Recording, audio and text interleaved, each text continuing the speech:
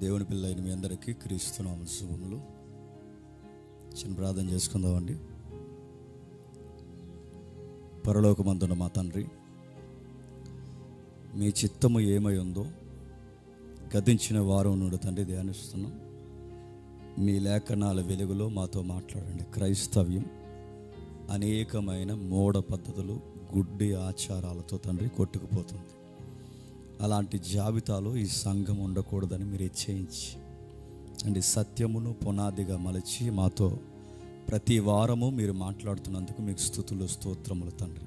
వచ్చాము వెళ్ళిపోయామని కాకుండా ఆదివారపు ఆచారపు భక్తులుగా కాకుండా తండ్రి, మీ గ్రంథము ఏమై ఘోషిస్తుందో, మీ గురించి తండ్రి ఏమి తెలియజేస్తుందో తండ్రి నేర్చుకునే ప్రయత్నం అందరము చేస్తున్నాం.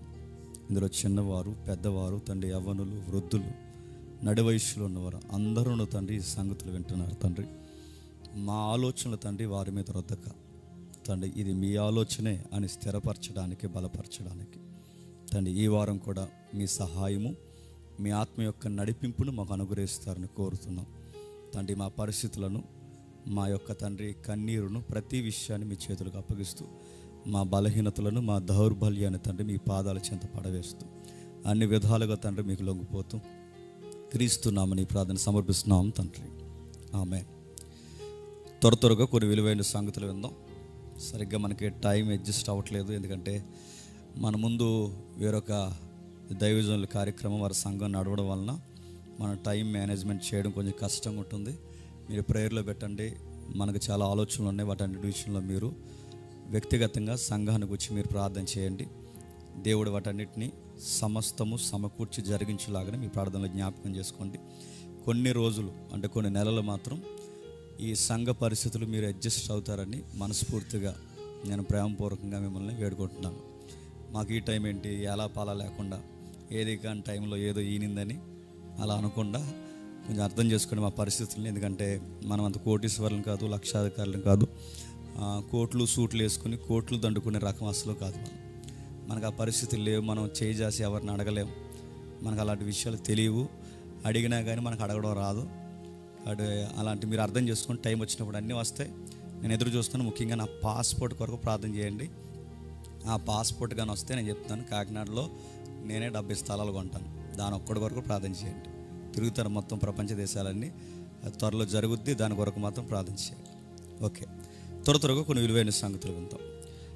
గతించిన వారం నుంచి దేవుని చిత్తం కనుగోవడం, గాడ్స్ విల్ ఆఫ్ గాడ్, దీని గురించి మనం ఆలోచిస్తున్నాం. వీటిని గురించి మనం ఆలోచిస్తున్నప్పుడు దేవుని యొక్క చిత్తాన్ని లేఖనాల వెలుగులో ఎలా నేర్చుకోవాలి, అన్ని సంఘాల వల్లే వచ్చాం వెళ్ళిపోవని కాకుండా కాస్త మన ఆధ్యాత్మిక జీవితం ప్రాక్టికల్గా, లాజికల్గా సమాజం ఎదుట కాస్త నలుగురు మనం చూసి నేర్చుకునే విధంగా మన లైఫ్ స్టైల్ ఉండాలి. ఆ విధంగానే జ్ఞానయుక్తంగానే తన బిడ్డలు ఉండాలన్నది జ్ఞానవంతుడైన దేవుని యొక్క చిత్తం. కాకపోతే దేవుని చిత్తం అనే ఆ ఒక్క పదాన్ని బఫర్ జోన్లో పడేసినట్టు ఒక జోన్కి పరిమితం చేశారు. అక్కడ ప్రాబ్లమేటిక్ విషయాలు రేజ్ అయిపోయాయి. మరి ఎలా వచ్చిందో, మరి అరకొర బైబిల్ చదివిన వాళ్ళు దీన్ని నేర్పించారో, లేకపోతే బైబిల్ చదవక పామర్లు దీన్ని అలవాట్లోకి తీసుకొచ్చారో, లేకపోతే అన్య సాంప్రదాయాల నుంచి కన్వర్ట్ అయిన కొంతమంది అవి వదలలేక కొంచెం ట్రాన్స్ఫార్మ్ చేసి ఇది కూడా క్రిస్టియన్ యొక్క వ్యూ అని నేర్పించేశారు. నాకైతే తెలియదు. కానీ మొత్తం మీద కొన్ని దశాబ్దాల, శతాబ్దాల కాలం దైవ చిత్తం అంటే ఇవి అని కొన్ని ప్రాక్టీసులు అలవాటు చేశారు. నా మాటలు అర్థమవుతున్నాయిగా. ఈ ప్రాక్టీసులు మనం తీసేయాలనుకున్న తీయలేం. పూర్వకాలం నుంచి మనుధర్మ శాస్త్రం అనేది అంబేద్కర్ లాంటి మహానుభావులు వచ్చి, ఫ్రీడమ్ ఫైటర్స్ వచ్చి దాన్ని ఎలాగైతే తగలబెట్టారో, ఇది విష సంస్కృతిని సొసైటీకి నేర్పిస్తుంది అని దాన్ని తగలబెట్టి బయటపడేసి ఇది ఉండడానికి వీల్లేదు, దీన్ని ఫాలో అవ్వకూడదు, ఇది రాజ్యాంగం ఉండడానికి వీల్లేదని చెప్పి రాజ్యాంగం వేరే ఉందని మనకు కావాల్సిన నిబంధనలు, ఆర్టికల్స్ అని రెడీ చేసి ఒక రాజ్యాంగాన్ని తయారు చేశారు. ఫైటర్స్ దాన్ని తగలబెట్టారు. కానీ చాలామంది కామెంటర్స్ ఏమంటారంటే మనుధర్మ శాస్త్రాన్ని భౌగోళికంగా తగలబెట్టారేమో కానీ మానవ గుండెల్లో, ముఖ్యంగా భారతీయుల గుండెల్లో మనుధర్మ శాస్త్రం ఇంకా బతికే ఉంది. అందుకే ఆ మనుధర్మ శాస్త్రం ఇంకా బతికుంది కాబట్టే ఇంకా కుల ప్రస్తావన, ఆ మనుధర్మశాస్త్రం ఇంకా బతుకుంది కాబట్టే ప్రాంతాల ప్రస్తావన, ఆ మనుధర్మశాస్త్రం ఇంకా బ్రతుకుంది కాబట్టే ఆడ మగ చిన్న పెద్ద రాజు పేదోడు గొప్పోడు ఇలాంటి ఫిలాసఫీలు ఇంకా వస్తున్నాయంటే అది బయట తగలబడిందేమో కానీ ఎక్కడ తగలబడలేదు చెప్పండి. అది ఇంకా పనిచేస్తుంది, బతుకుతుంది. అది క్రీస్తును వెంబడిస్తున్నా కూడా ఆ జబ్బు పోవట్లేదంటే కారణం అది మనుషుల హృదయాల్లో కొన్ని శతాబ్దాల కాలం మానవులు దాన్ని అలవాటు చేసి అది మన గుండెల మీద ముద్రించినట్టు చేస్తారు. అది పోవడం అంత ఈజీ కాదు. అది క్రైస్ట్ను మనం ఎక్కువ ఫాలో అయితేనే అది పోతుంది. సరే, అలాగే అలాంటి మూఢ పద్ధతులు ఎలా అయితే మనుషులకు అలవాటు అయిపోయాయో ఈ అన్యులు ప్యాగన్ ప్రాక్టీస్లు ఏవైతే ఉన్నాయో ఈ ప్యాగన్ ప్రాక్టీస్లోంచి క్రిస్టియన్ యూలోకి తీసుకొచ్చేసి అవి కూడా అలవాటు పడిపోయారు. ఇదే గాడ్స్ విల్ అంటే అవి బయట పద్ధతులు, అవి వాక్యపు పద్ధతులు కాదు. మరి బయట పద్ధతులు వాక్యపు పద్ధతులు ఎలా అలవాటు చేశారంటే అలవాటు అయిపోయింది. నలుగురు చేశారనుకోండి, అదే నిజంగా. నలుగురు ఏది చేస్తే చెప్పండి అదే నిజం. 100 మంది ఎలా వెళ్తే అలానే వెళ్ళిపోతారు. 99 మంది నాశనం అయిపోతే మేము కూడా నాశనం అయిపోతాం అంటారు తప్ప అరే ఒక్కటి స్టాండింగ్ తీసుకుని అరే ఇది వెళుతున్నది కరెక్ట్ అంటే కరెక్ట్ కదా. అందుకే మరి తెలుసు అంటారో తెలియకంటారో తెలియదు కానీ పెద్దలు మాత్రం ఒక కితాబు ఇచ్చారు. ఒక మొదటి గొర్రె ఎలా వెళ్తేనట మిగిలిన గొర్రెలన్నీ అలా పోయినాయి అంట. మీరు చూస్తున్నారు, కొన్ని వీడియోస్ సోషల్ మీడియాలో వస్తున్నాయి. ఆ కాపరి గొర్రె ముందు ఇలా పరిగెడుతున్నాడు, ఇలా పరిగెట్టి దానికి అగ్గంటే భయం, నీరంటే భయం. కానీ ఆ కాపరిని అది నమ్మి అది అలా ఇలా పరిగెట్టి ఆ కాపరి మొదటి గొర్రెని ఆ అగ్నిలో నుంచి దాటిస్తే మిగిలిన గొర్రెలన్నీ అగ్గిలోకి పోయినాయి. అదే అగ్గి అంటే ఆ గొర్రెకి అనవసరం. ఆ ముందు గొర్రె కాలిపోయింది, నేను కాలిపోయిన పర్లేదంతే. అది పెద్ద నది, అది దాటలేదు, దానికి నీరంటే భయం. మొదటి గొర్రెను తోసేస్తారు, తర్వాత గొర్రెలు వద్దన్నా దూకేస్తారు. అందుకే మన క్రైస్తవ్యాన్ని అనకూడదు. వాళ్ళు అంటున్న మాట నేను సపోర్ట్ చేయట్లేదు. మన క్రైస్తవ్యాన్ని ప్రభు అయిన యేసుక్రీస్తు వారు సాధు జీవులు అని పోల్చడానికి గొర్రెలుగా పోలిస్తే అదే గొర్రెలే అనే పదాన్ని బయట వాళ్ళు ఎటకారంగా మనల్ని పోలుస్తున్నారు లేదా? లాజిక్ ఉపయోగించం, నాలెడ్జ్ ఉపయోగించం. అది ఏం చేస్తున్నాం? సొసైటీలో కేవలం దేవుడిని నమ్ముకున్నామన్న వర్డ్ ఉపయోగించి అన్ని దేవుడే చేస్తాడని గాల్లో దీపాలు పెడుతున్నామా లేదా? ఇది మన మిస్టేక్, ఇది మన బ్లండర్ మిస్టేక్. గుర్తుపెట్టుకోండి, దేవుడు చేసేది కాదు. పైగా మనం చేయాల్సినవని చేసే దేవా ఇది నీ చిత్తం కాదని ముందే చెప్పాలి కదా అంటే బేటా నీకు ముందే చెప్పాడని నీకు అర్థం కాలేదని బైబిల్లో ఆయన చెప్తున్నాడు. బేటీ నీకు ముందే చెప్తున్నాడు, నీకు అర్థం కాదు ఆయన ముందే చెప్తున్నాడు. మనం చెవి ఎక్కడ పెట్టాం, కళ్ళు ఎక్కడ పెట్టాం, మన లాజిక్స్ ఎక్కడ పెట్టాం, మన ప్రజెన్స్ ఏమైపోయింది? ఎందుకంటే బైబిల్ని తాత్కాలికంగా స్కూల్ పిల్లలు టెక్స్ట్ బుక్ పట్టుకున్నట్టు మనం కూడా ఆదివారం టెక్స్ట్ బుక్ మాదిరి కూడా పట్టుకుని వస్తాం తప్ప చేతులు అది లేకపోతే ఏదో లేదన్న ఫీలింగ్ మనకు. అందుకే తెస్తాం. దాన్ని చదవడానికి అయితే మాత్రం చెప్పండి తేవం. చెబుతున్నాడు ఏం చెబుతున్నాడు, ఇతను చెబుతున్న వాక్యము వాక్యానుసారమా, ఇతగాడు చెబుతున్నది వాక్యానికి సరిదూగుతుందని పరీక్షించే జ్ఞానయుక్తమైన బిలీవర్స్ ఏరి. అందుకే సంఘాల పుట్టగొడుగుల్లో పుట్టుకొస్తున్నాయి. ఈ మాట నేను అంటున్నందుకు నన్ను క్షమించండి. సంఘాల పుట్టగొడుగుల్లో పుట్టుకొస్తున్నాయి. లింగుమని బోర్డర్ స్కూల్లో చదవలేనోడు కూడా దేవుని చిత్తం అని చెప్పి ఎటకారపు పద్ధతులను నేర్పిస్తే అది పెద్ద తన్మయత్నం పద్ధతి అనుకుని నేర్చుకుంటున్నారు. ఈ మాటలు నేను అనకూడదు కానీ తప్పదు నేను అంటున్నాను. ఎందుకంటే అలవాటు చేసేసారు. కొంతమంది మెయిన్ లైన్ స్పీకర్స్ ఉన్నారు, పెద్దవారు, తెలుగు రాష్ట్రాలకు బాగా అలవాటు పడిపోయిన వారు. ఈ మాట నేను అంటున్నాను, ఏమో తప్పుగా అనుకోకండి. వాళ్ళు లోకల్ స్టడీలో సరి అయిన పునాదులు కూడా లేవు వాళ్ళకి. వాళ్ళు అన్యుల నుంచి మారిన వాళ్ళు కనుక వాళ్ళు ఏమంటారంటే అరే నువ్వు విశ్వాసము చేత నమ్మి ఒక పదాన్ని ఉచ్చరించావంటే దేవుడి పైనుంచి తదాస్తు అనడు కానీ ఆమెన్ అంటాడట, నీ బొంద అంటాడు. ఈ తదాస్తు అనే పదం ఎక్కడది? వాళ్ళు ఉన్నారు కదా దేవుళ్ళు, ఈ జమిని పొట్టోళ్ళు. మీకు చెప్పాను ఒకసారి మన పైన చర్చిలో జరుగుతున్నప్పుడు వాళ్ళని ఏదో అంటారు, పదం మర్చిపోయాను నేను. వాళ్ళు తదాస్తు దేవతలు అంటారు. ఇద్దరు ఉంటారు, ట్విన్స్. మన పౌలు గారు స్వస్తిక్ గుర్తు మీద వాడ ప్రయాణం చేసిన అపోస్తుల గారిలో ఉంటుంది స్వస్తిక్ గుర్తు. ఆ స్వస్తిక్ ఒక ఫిలాసఫీ, ఆ ఫిలాసఫీకి దేవుళ్ళు సూర్యుడు పుడతారు. ఆ సూర్యుడు పుట్టిన ఇద్దరు ట్విన్స్. ఆ ట్విన్స్ని వాళ్ళని ఏమంటారంటే గుర్రం మోకాలు ఉంటాయి వాళ్ళకి. ఆ గుర్రం మోహాలు ఉన్న దేవుళ్ళు తదాస్తు దేవుళ్ళు అంటారు. అంటే మనం ఏదైనా ఉచ్చరిస్తే ఎక్కడే తిరుగుతారంటే ఇక పని పడలేదు వాళ్ళకి, ఎక్కడే తిరిగి ఏమంటారంటే తదాస్తు అంటారట. ఈ ఫీలింగ్ మనకి ఎక్కడ తెచ్చి చెప్పిన క్రిస్టియన్లు తెచ్చి అలా అనకరా, నువ్వు మంచే మాట్లాడు, నీ మాట విశ్వాసంతో నువ్వు మంచిది మాట్లాడకపోతే అదే జరిగిపోద్దన్న గుడ్ ప్రాక్టీస్ తెచ్చిన వాళ్ళు ఉన్నారు. దాన్ని పెద్ద స్టేటస్లో ఆయన చెప్తుంటే పెద్ద స్టేటస్లో పెట్టే తెంగరోళ్ళు ఉన్నారు బిలీవర్స్. నాకు తెలుసు ఆయనకి సరిగా తెలియదు, ఆయన ఎవరైనా అడగండి. వాళ్ళకి డాక్టరీన్స్ తెలియవు, థియాలజీ తెలియదు.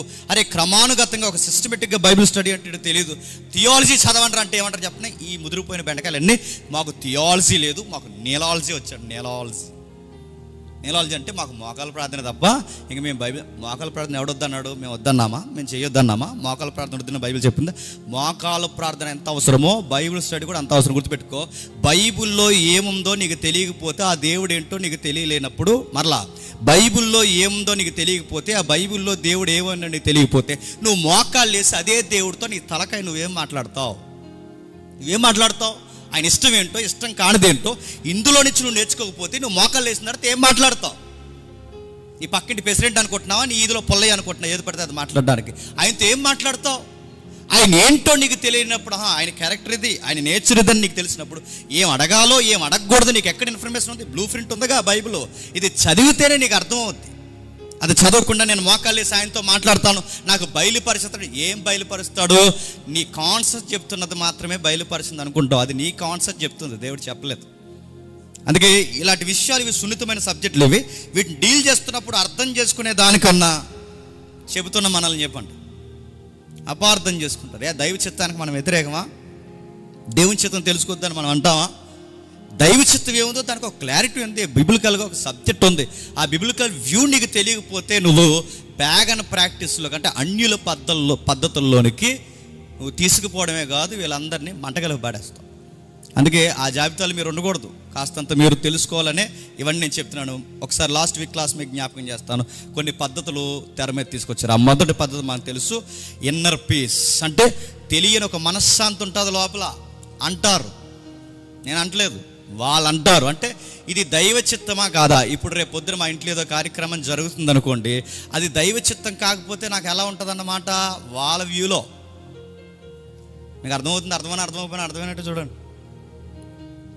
వాళ్ళ వ్యూలో ఏంటంటే, రేపు కార్యక్రమం జరుగుతుంది మా ఇంట్లో రేపు కార్యక్రమం జరుగుతున్నప్పుడు ఇది దైవ చిత్తమా కాదా తెలుసుకోవడానికి నా ఇన్నర్ సోల్ లేదా నా ఇన్నర్ వాయిస్ ఒకటి చెప్తుంది అన్నమాట. అలా అంటారు. ఆ ఇన్నర్ వాయిస్ ఏంటంటే, అది గలిబిలి కాకుండా మనశ్శాంతిగా నిమ్మలంగా ఉండి అంత పీస్ఫుల్గా నడుస్తుంది అనుకోండి, అది దైవ చిత్తం అనమాట. లేదు, రేపు జరగబోయే కార్యక్రమానికి ఈరోజే నాకు ఆందోళన స్టార్ట్ అయిపోయింది అనుకోండి, అది దైవ చిత్తం కాదు. అంటే ఇన్నర్ సోల్లో గలిబిలు స్టార్ట్ అయితే దేవుని చిత్తం కాదు. గలిబిలు స్టార్ట్ అవ్వకపోతే చెప్పండి. ఇది ఒక ప్రాక్టీస్ ఉంది తెలుసా? ఎందుకు నాకు టెన్షన్గా ఉందంటే పెద్దమ్మ. ఎందుకు టెన్షన్గా ఉంది పెద్దమ్మ అంటే, డబ్బులు లేవని చెప్పదు ఫంక్షన్కి. నాకు ఎందుకో టెన్షన్గా ఉంది అంటే పెద్దమ్మ. డబ్బులు లేవని చెప్పచ్చుగా, అది చెప్పదు. ఎందుకో నాకు టెన్షన్గా ఉందంటే ఆ టెన్షన్ అంట దైవ చిత్తం కాదని చెప్తుందంట.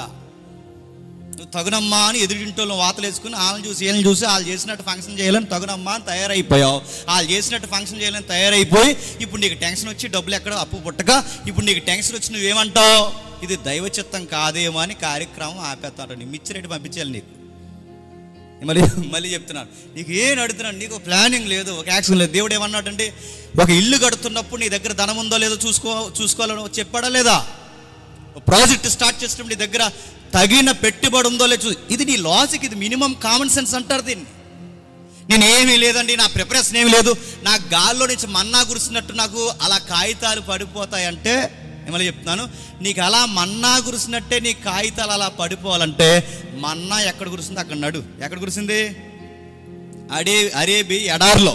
ఆ ఎడారులు అంటే అదే మిరాకిల్ నీకు జరగాలంటే అదే ఏరియా ఉండాలి, అదే ఏరియాలో అవే పరిస్థితులు ఉండాలి. అక్కడ నిలబడు. నేను మిరాకిల్ ఒక్కడే తీసుకుంటానండి, హిస్టరీ నాకు అవసరం లేదు, ఏరియా నాకు అవసరం లేదంటే నేను అడుగుతున్నాను, నీకు ఎవరయ్యా బైబిల్ ఇలా చెప్పింది? నేను అడుగుతున్నాను, బైబిల్ అడుగుతుంది. ఇలాంటి పద్ధతులు తీసుకొచ్చారు. ఇన్నర్ పీస్ అంటే ఇన్నర్ పీస్లో నుంచే దేవుడి చిత్తమని నువ్వు అనుకుంటే, లాస్ట్ వీక్ మనం కౌంటర్ వేస్తాం. ఆ లాస్ట్ వీక్ కౌంటర్ ఏంటంటే, పాటలు పాడే మనం, సువార్త అలవాటు లేని మనకి ఇప్పుడు వచ్చి మీలో ఎవరినన్నా 10 నిమిషాలు వాక్యం చెప్పమంటే మీరు ఏమంటారు చెప్పండి? ఏమంటారు?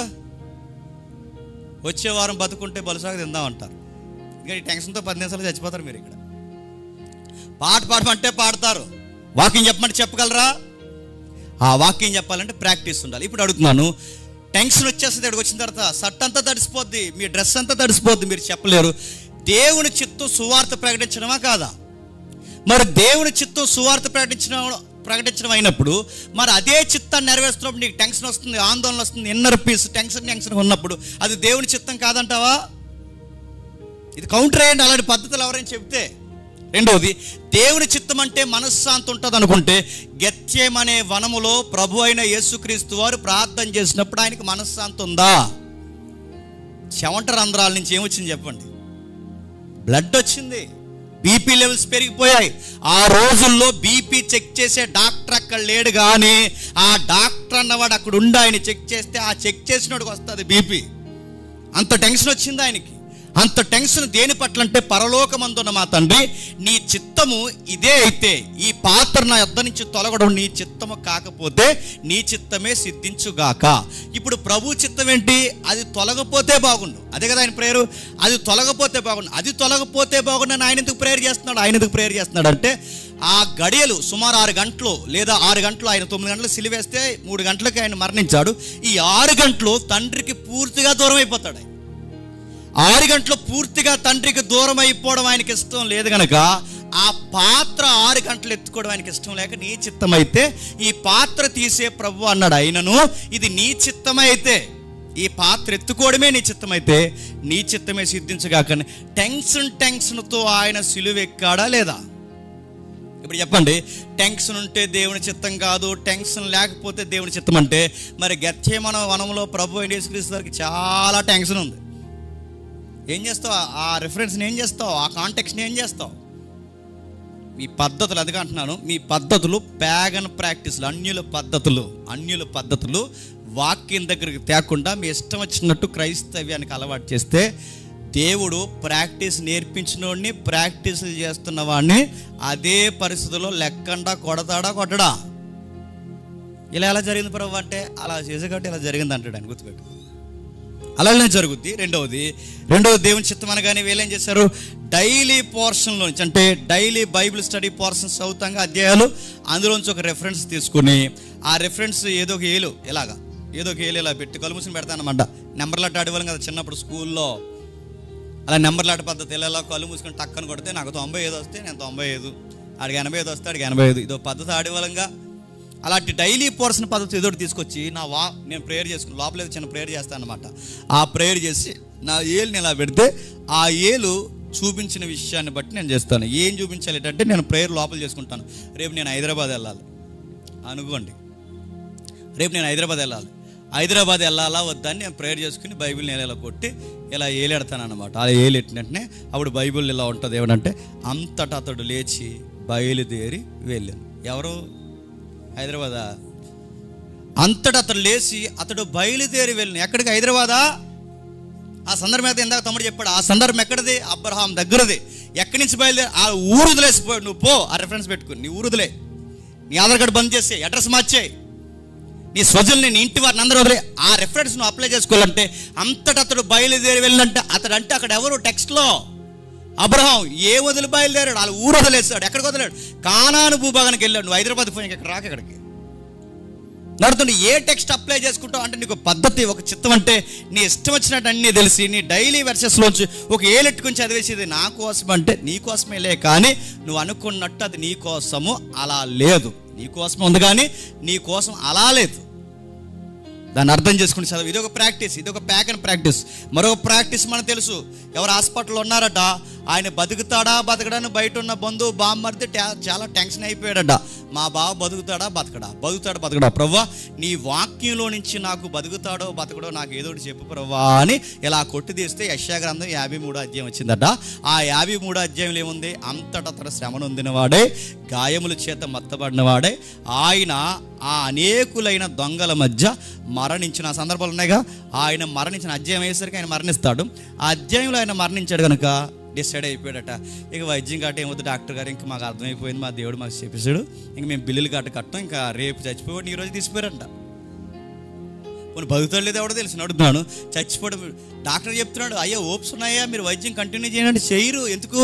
వాళ్ళకి యెషయా గ్రంథం 53వ అధ్యాయంలో తెలిసిపోయింది ఏమని? మా బాగా చచ్చిపోతాడని.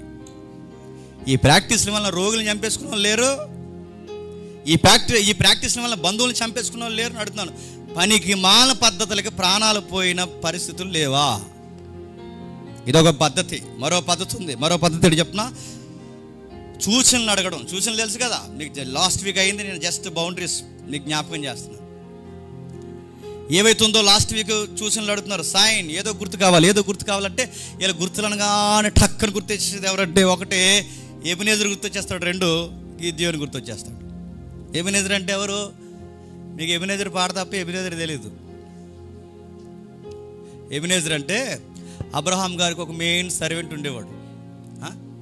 క్షమించండి, ఎలియాజర్ అంటే అబ్రహాం గారికి ఒక మెయిన్ సర్వెంట్ ఉండేవాడు. మెయిన్ సర్వెంట్, ఆయన కొడుకు మాదిరి. అప్పుడప్పుడు అబ్రహాం గారు ఎలా ఫీల్ అయ్యారంటే, నాకు ఎలియాజరే కొడుకు వంటి వాడు, నేను ఏమైనా అయిపోతే ఇంక ఎలియాజరే నెక్స్ట్ నా జనరేషన్ నామిని నేమ్గా కంటిన్యూ చేస్తాను అనుకునేవాడు. అలాంటి ఎలియాజరు ఇస్సాక్ గారికి వివాహ సంబంధాన్ని చూడడానికి వెళ్ళాడు కదా. ఆ సందర్భానికి వెళ్ళినప్పుడు, ఆ సందర్భాన్ని అంటే గుర్తులు అడుగుతారనమాట. అంటే ఏదోటి, ఇప్పుడు మేము ఈ స్థలంలో ఇల్లు కట్టాలొద్దా, మాకు ఏదో గుర్తు చూపించబడవు అంటే ఏదో గుర్తు, ఏదో ఫీల్ అవుతానని గుర్తు. ఆ గుర్తు ఏంటంటే, ఈ మూలతో ఉన్నట్టు ఈ మూలతో ఉన్నప్పుడు నీళ్ళు పడిపోయినాయి అనుకోండి, బోరు పడిపోతే అది దేవుని చిత్తం. బోరు పడకపోతే, బోరు పడకుండా ఇలా అంకిమిందులో పడిపోలే వాళ్ళకి. ఇప్పుడు నేను అడుగుతున్నాను, బోరు పడితే ఇలా ఒకరు అడుగుంటారు కదా, బోరు పడితే దేవుని చిత్తం అంటే నీళ్ళు పడితే దేవుని చిత్తం, నీళ్ళు పడకపోతే దేవుని చిత్తం కాదు, అంతే కదా వాళ్ళ ప్రాక్టీస్. ఆ ప్లేస్లో లంకిమిందులు తగిలేసినాయి అనుకున్నప్పుడు దేవుని చిత్తం కాదంటారా? అంటారా? ఇది మరి దేవుని చిత్తం అంట. మరి మీ నిర్ణయం ఏమైందిరా? లంకిమిందులు దొరికినండి ఎలా మారిపోయేటనగానే మారిపోతారు. ఇలాంటి గుర్తులు ఎబెనెజర్ దగ్గర నుంచి ఇస్తున్నాడు. మీకు ఎలియాజర్ దగ్గర నుంచి, ఎలియాజర్ సందర్భం అడుగుతున్నాడు. ఎలియాజర్ సందర్భం నీకులా గుర్తు అడిగాడా? కల్లడి చదివారా? ఎలియాజర్ నీలాంటి గుర్తు అడిగాడు. ఏం అడిగాడు? ఒకసారి రండి, ఆ అమ్మాయి దగ్గరికి వెళ్దాం, ఒకసారి రండి, ఏం జరుగుతుందో ఒకసారి. 24వ అధ్యాయం, ఆదికాండం 24వ అధ్యాయం చూద్దాం ఒకసారి. ఆదికాండం 24వ అధ్యాయం, ఆదికాండం 24వ అధ్యాయం 12వ వచనం నుండి. ఆదికాండం 24వ అధ్యాయం 12వ వచనం నుండి. నా యజమానుడు అబ్రహాము దేవుడు అయిన యెహోవా, నేను వచ్చిన కార్యము నాకు త్వరలో సఫలము చేసి నా యజమానుడు అబ్రహాము మీద అనుగ్రహము చూపుము, చిత్తగించుము. నేను ఈ నేల ఓట యొద్ద నిలిచి ఉన్నాను. ఈ ఊరు వారి పిల్లలు నీళ్లు చేదుకోటకు వచ్చి, కాబట్టి అతని మాటలు గమనించండి, కాబట్టి నేను త్రాగున్నట్లు నీవు దయచేసి నీ కడవను వంచమని నేను చెప్పగా, నువ్వు త్రాగమని నీ ఒంటెలకు నీళ్లు పెట్టుదనని ఏ చిన్నది చెప్పునో ఆమెయే నీ సేవకుడైన ఇస్సాకు కొరకు నువ్వు నియమించినది ఉండును గాక అని ఏమన్నాడండి? మనమైతే ఈ సందర్భం ఎలా చేద్దాం చెప్పనా? దీన్ని ఏమంటారంటే, నేను ఇలా ఒంటి దిగుతాను, దిగిన వెంటనే ఏ పిల్ల అయితే ఇలా ఎదురుకు వచ్చేస్తాదో ఆ మొదటి పిల్లే చెప్పండి మా పిల్ల అన్నాడా? అక్కడ ఉందా? అలాగని ఏ పిల్ల అయితే ఇలా చూసిన వెంటనే ఇలా నా ఏపు చూసి హాయ్ అంటుందో ఆవిడే మైసాక్ గారు అలా ఆవిడ అన్నాడా? లేదు, అలా లేదు. అక్కడ ఏమంటున్నాడు మీరు గమనించండి. ఎలియాజర్ కొన్ని పద్ధతులు పెడుతున్నాడు. ఏమని? నేను ఒంటి దిగి ఇంతమంది కన్యలు వస్తున్నారు ఈ బావి దగ్గరికి, ఇంతమంది కన్యలు వచ్చినప్పుడు మొదటగా కనుమన్న అమ్మాయి అని అక్కడ లేదు. ఏ అమ్మాయి అయితే చూసి నవ్వుతుందో ఆ అమ్మాయి లేదు, అందమైన అమ్మాయి లేదు, ఎత్తుగొండాలని లేదు, సన్నగొండ ఇవేమీ లేవు.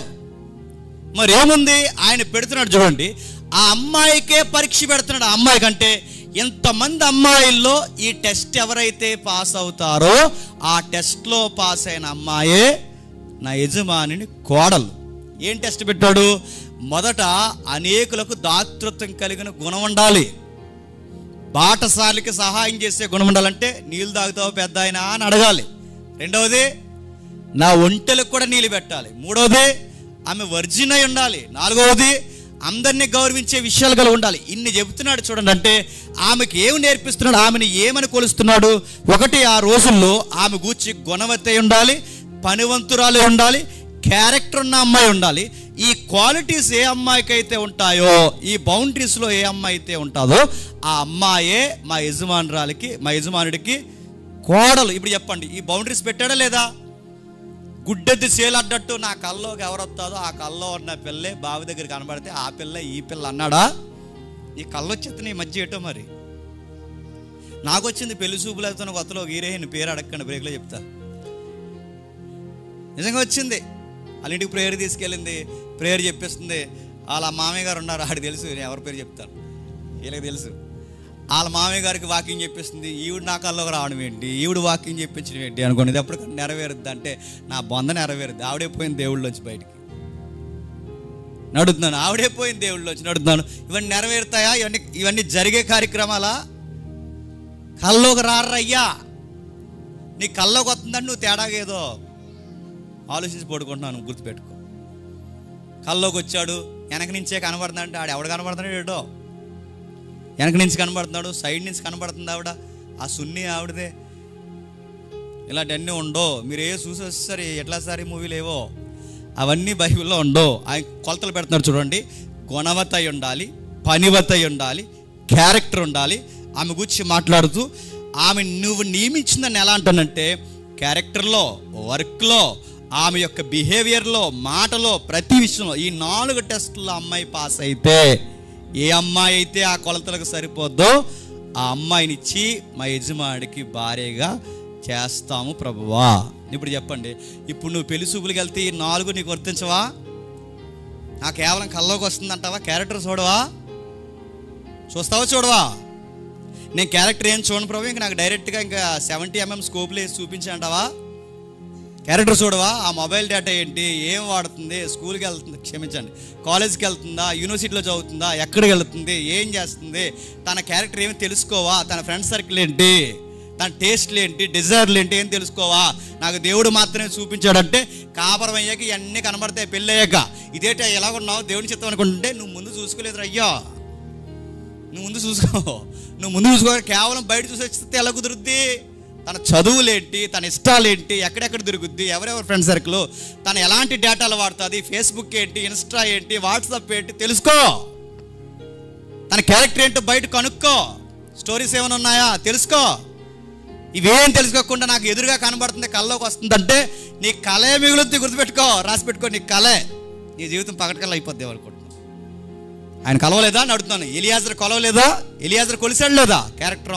క్యారెక్టర్ ఉన్న అమ్మాయి కాదని కొలిసాడా లేదా? నేను ఈ మాట అనకూడదు, నాకు క్షమించండి, దేవుడు నాకు క్షమించను గాక.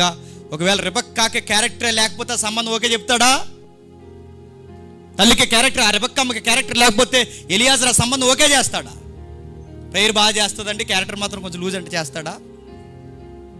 అస్సలు చేయడు. నేను స్టేటస్ పెట్టాను, వీలైతే చూసారు లేదని లేదు. కానీ ఇప్పుడు జనరేషన్ ఎలా ఉందో చెప్పనా? ఈ పెళ్ళిళ్ళ జనరేషన్ జాగ్రత్త.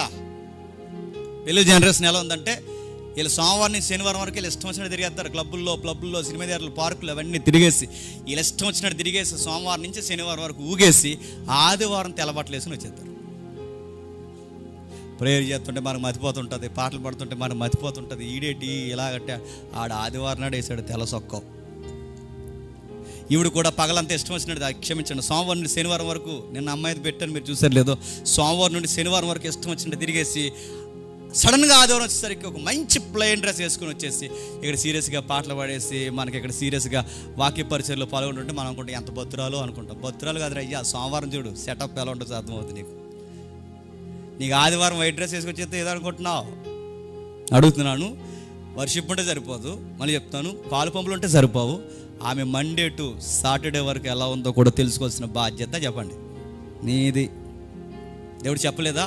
ఇది మినిమం కామన్ సెన్స్ అంటారు. నువ్వు సెట్ చేసుకోవాల్సింది. అందుకే క్యారెక్టర్ ఏంటో చూశాడు, తన యొక్క వర్క్ ఏంటో చూశాడు, ఆమె యొక్క, ఈ మాట అంటున్నాను క్షమించండి, ఆమె వర్జిన్ కాదు కూడా చూశాడు, గమనించాడు. వర్జిన్ వాళ్ళకి తెలిస్తే ఆ రోజుల్లో ఉన్న పెద్దోళ్ళకి వాళ్ళ వర్జినిటీ ఎలా కనిపెట్టాలో వాళ్ళకి తెలుసు, వాళ్ళు గమనించారు. అప్పుడు ఆ సంబంధాన్ని ఓకే చేశాడు. అందుకే కితాబిస్తున్నాడు బైబిల్ రచయిత, సమకాలీన పరిస్థితులు కితాబిస్తుంది. ఆ చిన్నది మిక్కిలి చక్కనిది ఆమె కన్య, ఆమెకి ఏ పురుషులతో కూడా స్టోరీస్ ఏమీ లేవు. ఆ బావిలోకి దిగి ఆ నీళ్ళు తోడుకొని పైకెక్కి ఆ ఒంటెలకి పెద్ద ఆయనకి చాలా ప్రేమతో నీళ్ళు పెట్టినప్పుడు అప్పుడు అన్నాడు, ఇలాంటి పిల్లని చేసుకోకపోతే ఇంకెలాంటి పిల్లని చేసుకోవాలని ఆ సంబంధం ఓకే చేసేసాడు. ఇప్పుడు కూడా ఈ కాంటెక్స్ట్ నువ్వు తీసుకుంటే నాకు సైని ప్రవ్వా, నాకు గుర్తి ప్రవ్వా, నాకు గుర్తి ప్రవ్వ అంటే గుర్తులు ఇచ్చాడు, వెళ్ళి గుర్తెట్టు. ఆ గుర్తులేడు చెప్పిన పొద్దున్నే లేగిస్తుందా, పాస్పోర్ట్తో టీ తాగుతుందా, గుర్తెట్టు, వెళ్ళి గుర్తుపెట్టు. పని చేస్తుంది ఇంట్లో చేయదా, తిన్నా కంచం కూడా తీయదా చూడు, ఇంట్లో అమ్మ నాన్నకి సహాయపడుతుంది లేదు చూడు, క్యారెక్టర్ ఉందా లేదు చూడు, నలుగురు సహాయకం చేసే గుణం ఉందా లేదా, శుచిమోహందా చూడు, ఇవన్నీ చూడు, చూసుకోవాల్సిన బాధ్యత నీది. అందుకే దేవుడు అంటున్నాడు, దేవుని వెలుగులో ఆమె క్యారెక్టర్ని, అంటే ఎబినేజర్ కూడా, క్షమించండి ఎలియాజర్ కూడా ఆ రోజు ఆ సంబంధం ఓకే చేయడానికి దేవుని మీద ఆధారపడ్డాడా లేదా? దేవుడి మీద ఆధారపడ్డాడు. ఈరోజు కూడా మనం దేవుని మీద ఆధారపడితే ఈ 4 బౌండరీస్ దాటిపోకండి. మరో సందర్భం చూపిస్తారు గుర్తులు అనగానే. న్యాయాధిపతుల గ్రంథం ఒకసారి రండి. న్యాయాధిపతుల గ్రంథం గిద్యోను సందర్భం. న్యాయాధిపతుల గ్రంథం గిద్యోను సందర్భం. న్యాయాధిపతుల గ్రంథం గిద్యోను సందర్భం. 6వ అధ్యాయం మొదలు వచ్చిన కాంటెక్స్ట్ ఇటు చూద్దాం ఒకసారి. 6వ అధ్యాయం మొదలు వచ్చిన ఇశ్రాయేలీయులు యెహోవా దృష్టికి దోషులై ఉన్నందున, యెహోవా దృష్టికి ఇశ్రాయేలు ఎలా ఉన్నారట? యెహోవా దృష్టికి, క్షమించండి, ఇశ్రాయేలు యెహోవా దృష్టికి దోషులైనందున, అంటే నేరస్తులు.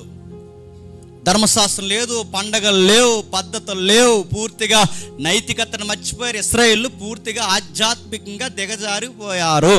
అలా దిగజారిపోయినప్పుడు దేవుడు మిద్యానీయులకి, అమోనీయులకి ఇశ్రాయేల్ని పలుమార్లు అప్పగించేసిన సందర్భమే న్యాయాధిపతులు. ఫిలిస్తీన్లకు దొరికారు, మిద్యానీయులకు దొరికారు, అమోనీయులకు దొరికారు కాదు, దొరికేలా దేవుడు చేశాడు. ఆ దొరికేలా ఎప్పుడైతే చేశారో లబోదిబాను గుండెలో బాదుకున్నారు. ఇంకా ఎక్కడ జరిగింది? 6వ వచనం చూడండి. దేశము పాడు చేయుటకు వారిని దానిలోనికి వచ్చిరి. ఇశ్రాయేలీయులు మిద్యానీయులకు మిక్కిలి హీన దశకు వచ్చినప్పుడు వారు యెహోవాకు మొరపెట్టిరి. అంటే దేవుడే పంపించాడు, దేవుడే కొట్టిస్తాడు. దేవుడే ఎప్పుడైతే వీళ్ళని తొలగొడుతున్నాడో అప్పుడు ఆ శ్రమలో నుంచి ఇశ్రాయేలు ఏం చేస్తున్నారు? దేవునికి మొరపెట్టగా, ఆ మొరపెడుతున్నప్పుడు 10వ వచనంలో, మీరు అమోరీయుల దేశము నివసించుచున్నారు, వారి దేవతలకు భయపడకూడదు అని మీతో చెప్పిదని, కానీ మీరు నా మాట, అది మీరు చేసిన మిస్టేక్. ఆ దేవతల జోలికి పోవద్దన్నాను, ఆ కల్చర్లో చేతులు పెట్టొద్దన్నాను, వారితో మీరు చెట్టా పట్టాలు వేసుకోవద్దని చెప్పాను. మీరు ఏం చేశారు? నువ్వు అలాగ అంటావులే, నువ్వు ప్రేమ కలిగిన దేవుడు, ఇప్పుడు తిడతావు, రేపు కొడతావు, ఎల్లుండి మమ్మల్ని వచ్చి మళ్ళీ హక్ చేసుకుంటావు, నువ్వెంతైనాను ప్రేమ కలిగిన దేవుడు, నమ్మదగిన వాడవని ఇదో ఫిలాసఫీ ఏడిసింది ఎవరికి? ఇశ్రాయేలుకి. మేము ఏం చేసినా మమ్మల్ని అర్థం చేసుకుంటాం. ఎందుకంటే అబ్రహాం, ఇస్సాకు, యాకోబులకి మాట ఇచ్చిన దేవుడు అవి మమ్మల్ని ఎలా వదిలేస్తావంటే, మాట ఇస్తాడు, మాట వినకపోతే చెప్పండి అలా లేకపోతే ఇలా కూర్చోబెడతాడు కూడా. ఇశ్రాయేలు అలా చేశారు, కొట్టాడు, నలిపేశాడు. వాళ్ళు వచ్చి తొలగొట్టారు, వాళ్ళ ధాన్యాన్ని ఎత్తుకెళ్ళిపోయారు. మిద్యానీయులు చాలా అణిసివేతకు గురి చేశారు ఇశ్రాయేలుని. అంత అణిసివేతకు గురి చేసినప్పుడు ఇశ్రాయేలు బాధపడి మొరపెట్టినప్పుడు అప్పుడు దేవుడు ఆన్సర్ చేస్తున్నాడు. మిమ్మల్ని ఎందుకు నేను ఎలా నలిపేస్తున్నానంటే మీరు ఇతర నమ్మకాల్లోనికి పోయారు. మనం కూడా దేవుని చిత్తం అనే పేరుతో ఇతర నమ్మకాలను తెచ్చి దేవుని దగ్గర పెడుతున్నామా లేదా? ఇతర నమ్మకాలు అవి. మనసులో మనశ్శాంతి ఉందంటే ఇతర నమ్మకాలా కదా అవి?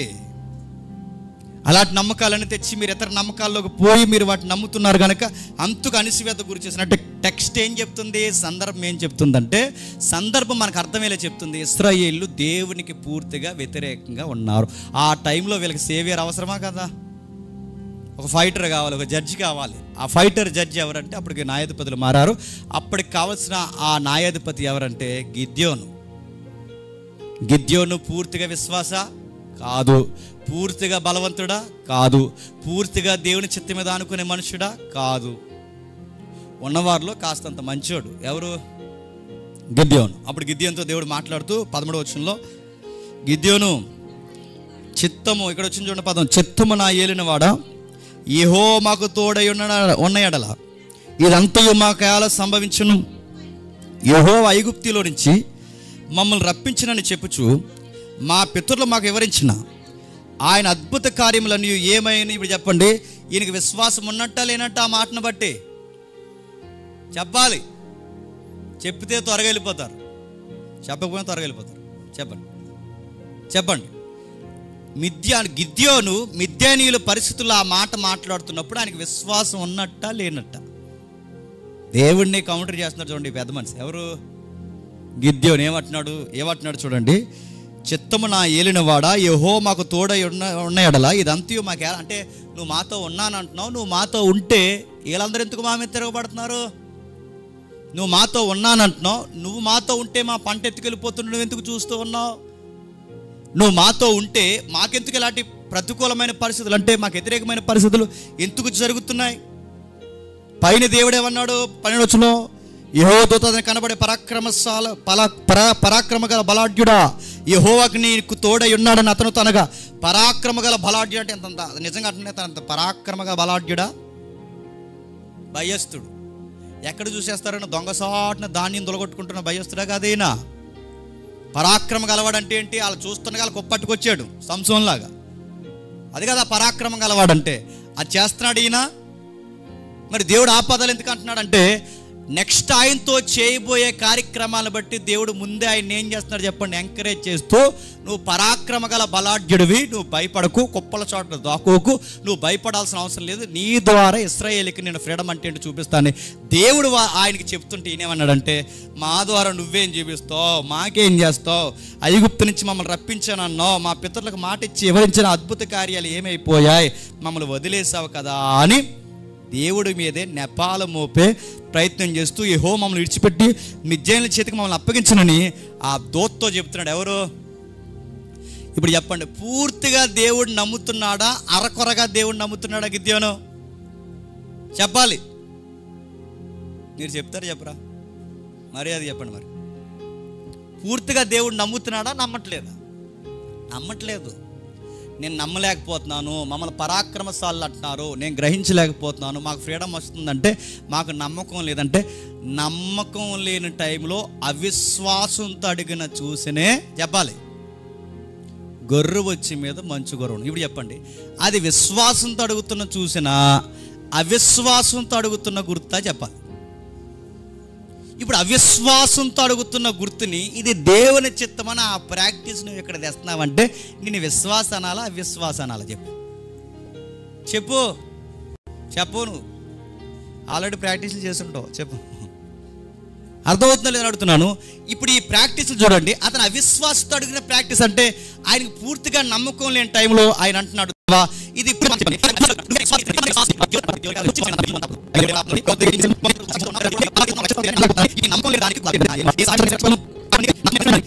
అయినానేమి నేను నీకు తోడైందును గనుక ఒకే మనుషుని హతము చేసినట్లు మిద్యానీయులను హతము చేద్దని చెప్తున్నాడు. ఇతని మీద ఇతనికే నమ్మకం లేదు. ఎవరికి? మిద్యానీయునికి. ఇతని మీద ఇతనికే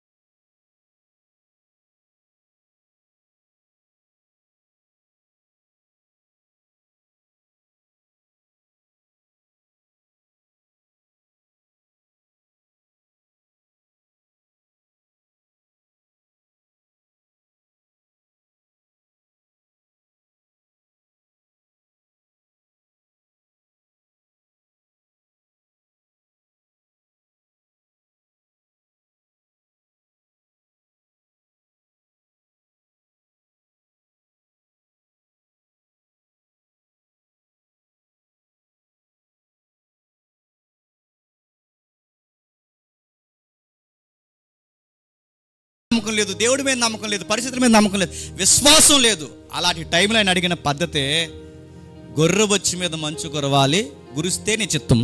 గొర్రెబొచ్చి మీద కాకుండా చుట్టూ మంచు కురిస్తే నీ చిత్తం. ఇలా రివర్స్లో ఈ గుర్తులు అడిగాడా లేదా? అలాంటి గుర్తులు తెచ్చి ఇప్పుడు అది జరిగితే సేమ్ నువ్వు నాతో ఉన్నట్టు అంటే నిన్నేమనాలి? అవిశ్వాసపు గుర్తులు. మీరు ఇంటికి వెళ్ళిన తర్వాత గిద్యోను క్యారెక్టర్ స్టడీ అని కొన్ని కామెంటరీస్ ఉన్నాయి, మీరు చదవండి. గిద్యోను ఈ యుద్ధం చేసి దేవునికి దగ్గరయ్యేంత వరకు అప్పటి వరకు బయట అరకొర ప్రాక్టీసుల్లోనే ఉన్నాడు. ఎవరు? గిద్యోను. పైగా మిద్యానీయులు, ఫిలిస్తీన్లు, అమోనీల ప్రభావం ఆ ఇశ్రాయేల్ మీద పడింది కనుక గిద్యోను ఈ ఫైట్ జరిగేంత వరకు పూర్తిగా దేవుని వైపుకి చెప్పండి. ఇంకా అన్యుల ప్రాక్టీసులు ఉన్నాయి వాళ్ళకి. మీరు ఇంటికి వెళ్ళిన తర్వాత చదవండి. యోప్తా సందర్భంలో కూడా ఆ యోప్తా కూడా పూర్తిగా దేవుడి మీద ఆనుకోలేని పరిస్థితుల్లోంచి, కల్చర్లోంచి వచ్చాడు కనుకే ఆ ప్రాక్టీస్ అడిగాడు. ఎదురుగా ఏదొస్తే అదే చంపేస్తానని. వాళ్ళ పూర్తిగా వాళ్ళ సందర్భం ఏంటి, వాళ్ళ కాలం ఏంటి, వాళ్ళు ఎందుకు అలాంటి మాటలు మాట్లాడారు, ఇవేమీ పరిగణలోకి తీసుకోకుండా ఈ 21వ శతాబ్దంలోకి నువ్వు దూకేసి 2025లో సేమ్ పూర్వకాలం గిద్యోను ప్రాక్టీస్ నేను తీసుకుంటానంటే గిద్యోను కాలం ఏంటి, నీ కాలం ఏంటి? సందర్భాలు ఏం చూడవా? దేవుని చిత్తం అంటే ఒకటి ఎలియాజర్ పద్ధతి అని, రెండు దేవుని చిత్తం అంటే గిద్యోని పద్ధతి. అంటే అది పద్ధతి కాదు, పద్ధతి లేని పద్ధతులకు గుర్తుపెట్టు. అంటే స్మాల్ వాయిస్ ఎవరికి వినబడిందంటే ఏలియాకి వినబడింది అన్నారు. మిక్కిలి మెల్లనైన గుసగుస, ఏలియా లేచినాడు అనేదో స్వరం వినబడినట్టు ఇప్పుడు మనకు కూడా దేవుడు ఎక్కడో దిక్కు నుంచి చెప్తాడట. ఇప్పుడు నాకు పెద్ద ప్రశ్న ఏంటంటే, లోపల నుంచి చెప్తాడా లేదంటే ఆ మూల నుంచి ఎక్కడి నుంచి అని చెప్తాడా, లేదా ఈ పక్క నుంచి వస్తుందా? ఆ వాయిస్ ఎక్కడి నుంచి వస్తుంది? ఒకవేళ లోపల నుంచి వస్తే నా కాన్షియస్ చెప్తుందా, లేదా పక్క నుంచి వస్తే నిజంగానే లిటరల్గా నాకు ధ్వని ఏమని వినబడుతుందా? ఈ రెండిటికి వాళ్ళ దగ్గర ఆన్సర్ ఉందా? చెప్పరు. వినబడుతుందండి. బలంగా నమ్మాలి దేవుడిని. మేము బలంగానే నమ్ముతున్నాం, అన్నీ వదిలేసే దేవుడిని నమ్మడిస్తున్నాం. ఇంతకన్నా బలంగా నమ్మాలంటే, బలంగా నమ్మడం అంటే ఇంకా నీ దృష్టిలో మేము బైబిల్ని పూర్తిగా పక్కనెట్టేసి పూర్తిగా దేవుడా చెప్పండి నువ్వే మాకున్నావు అని అండమేనా బలంగా నమ్మడం అంటే? ఇప్పుడు ప్రశ్న, ఇన్నర్ వాయిస్, స్మాల్ వాయిస్ వినబడుతుందంటే, నిజంగా స్మాల్ వాయిస్ వినబడితే బాగా వినాలి. వెంటనే ఇంటికి వెళ్తారు. చదవండి, ఏలియా గారు దుప్పటి చేత ముఖం మూసేసుకున్నాడు లేదా? తన చెంగుని ఇలా కప్పుకున్నాడా లేదా? తట్టుకోలేకపోయాడు. స్మాల్ వాయిస్ అయితే ఆయన ఎందుకు కప్పుకున్నాడు? ఎందుకు తట్టుకోలేకపోయాడు? ఎందుకు అక్కడ చిన్న శబ్దం అంటే దేనికి చిన్న అనే పదం వాడారంటే, అప్పటికి పెలపెలమన ఊరింది, దానికన్నా కొంచెం తక్కువ డెసిబుల్ తగ్గింది. భూకంపం వచ్చింది, పెలపెల ఉరిమింది, సుడిగాళ్ళు, ఈ బేకర శబ్దాల కన్నా ఆ సౌండ్లో కొంచెం తగ్గి మానవ స్వరం వచ్చినట్లు వచ్చింది. అంటే డైరెక్ట్గా లోపల నుంచి ఏం కాదు, డైరెక్ట్గానే చెప్పండి వినబడుతుందా లేదా? ఇప్పుడు ఏలియా గారి సందర్భం తెచ్చి మేము అలాగే అంటే నువ్వు అడుగుతున్నావు, నువ్వు ఏలియావా? నిన్ను ఏ యెజబెల్ తరిమేసింది? నిన్ను అడుగుతున్నాను. ఏమైనా ప్రాక్టీస్ చేసి నువ్వేమైనా వాకింగ్ చెప్పావా? డిబేట్ చేసావా? డిబేట్ అంటే అర్థం ఏలియాలాగా బహిరంగ డిబేట్ ఏమైనా చేసి పైనుంచి అగ్నిగంధకాలు కురిపించావా? ఎందుకు ఆ సందర్భం తీసుకుంటున్నావు? సరే, తీసుకున్నావు. యోబు సందర్భంలో సుడిగాల్లోంచి దేవుడు మాట్లాడాడు లేదా? నిర్గమకాండంలో అగ్నిగంధకాల నుంచి దేవుడు మాట్లాడాడు లేదా?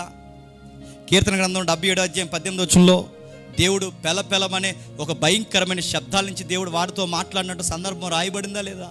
నువ్వు నీ వాకులో ఉంటుందా?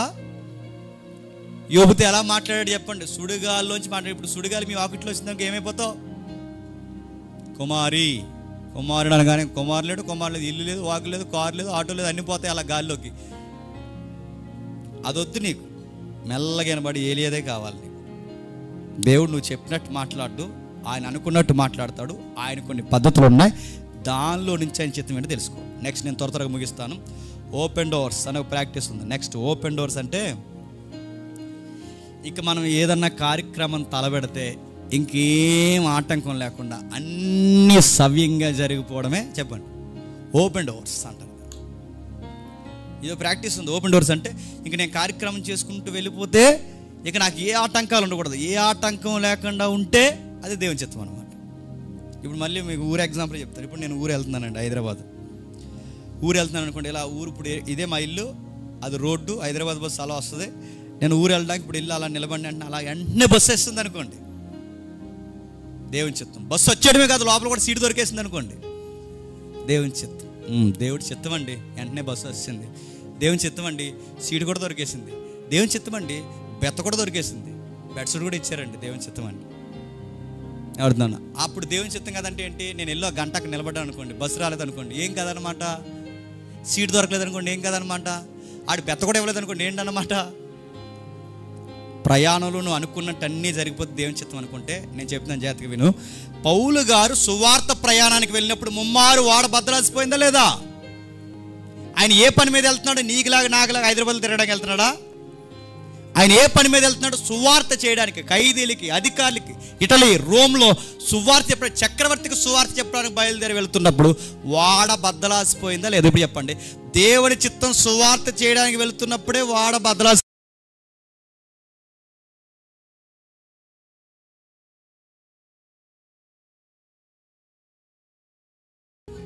ముమ్మారు బెత్తములతో కొట్టబడితిని, ఒకసారి రాళ్లతో కొట్టబడితిని, ముమ్మారు వాడపగలి. ఇవన్నీ ఎక్కడ కలుగుతున్నాయి చెప్పండి? సువార్త, తండ్రి చిత్తము నెరవేర్చగలుగుతున్న ప్రయాణంలో కలిగిన ఆపదలు.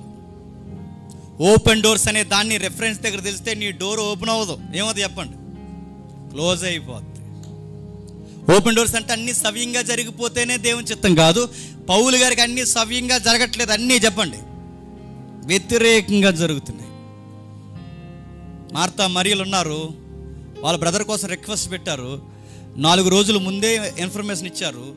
నీ స్నేహితుడు, మా సహోదరుడు చనిపోయేలా ఉన్నాడు ప్రభువా, నువ్వు త్వరగా మా ఇంటికి రమ్మంటే ఇప్పుడు అప్పుడే రానన్నాడు ఆయన.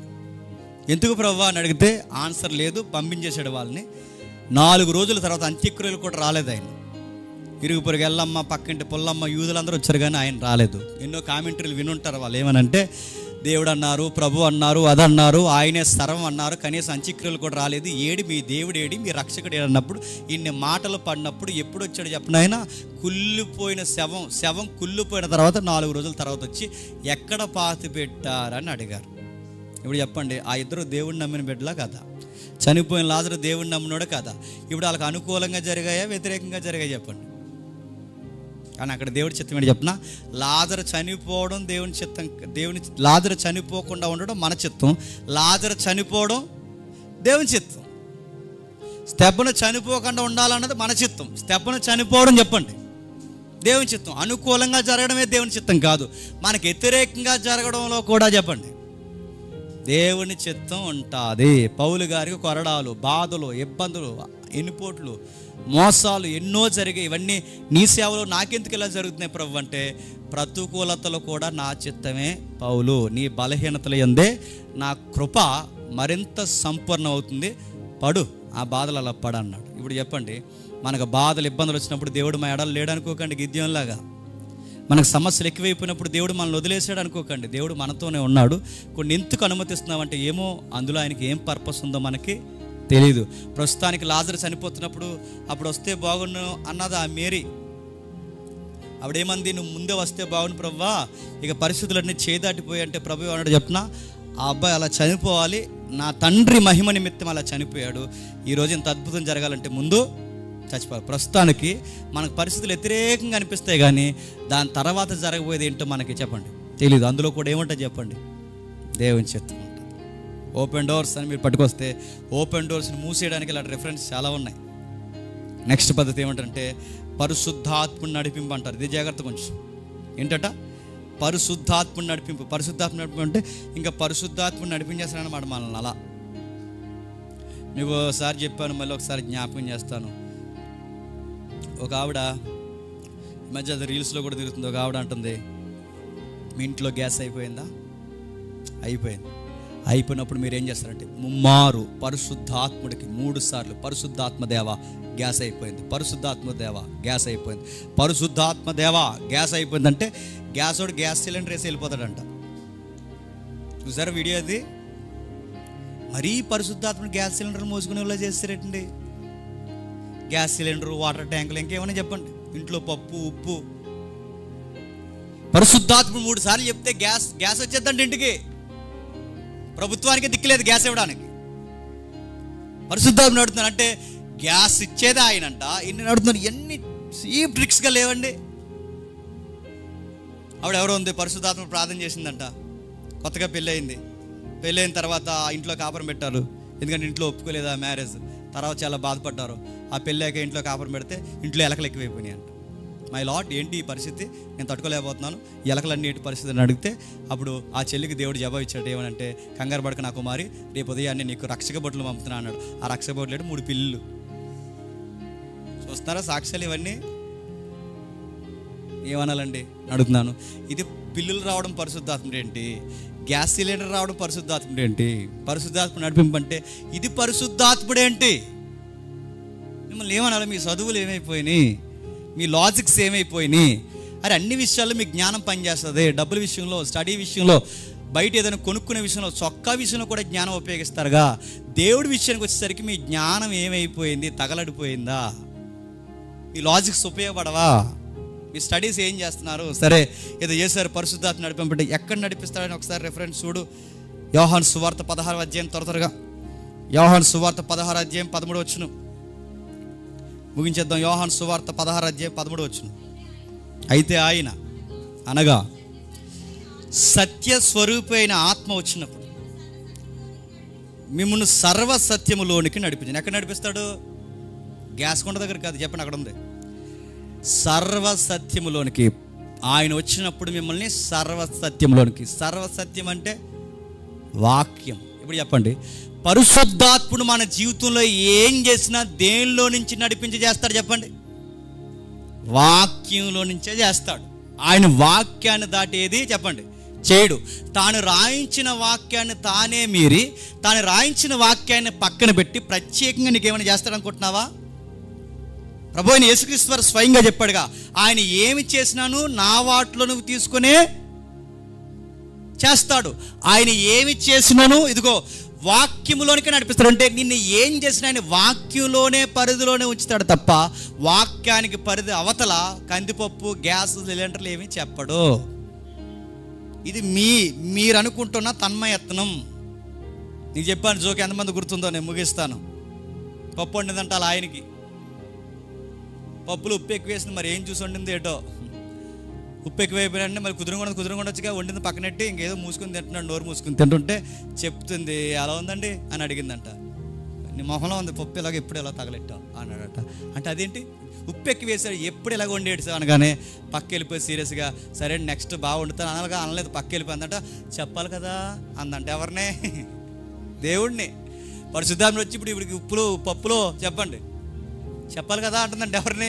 వెంటనే దేవుడు సింహాసనం మీద కంగారైపోయి, అయ్యో నా బిడ్డ ఉప్పు ఎక్కువ వేసింది అని ఇప్పుడు ముల్లోకాలు వదిలొచ్చేయాలి నీ కోసం అంటే రొక్కటి వాళ్ళు లేడండి ఇలా సాక్ష్యాలు అన్నిటికీ. అందుకే చెప్తాను, ఇవి దేవుని యొక్క ప్రాక్టీసులు కావు, ఇవి మీ ప్రాక్టీసులు, మీకు సంబంధించినవి. అందుకే చెప్తున్నాడు చూడండి, ఆయన సర్వసత్యంలో నడిపిస్తాడు. పరిశుద్ధాత్మ అనగానే ఒక పాయింట్ టచ్ చేసి మనం వెళ్ళిపోదాం. పరిశుద్ధాత్మ అనగానే మిరాకిల్స్ ఎక్కువ గుర్తొస్తాయి. మిరాకిల్స్, అద్భుతాలు చేస్తాడు. ఆయన అద్భుతాలు చేస్తాడు కదంటలేదు.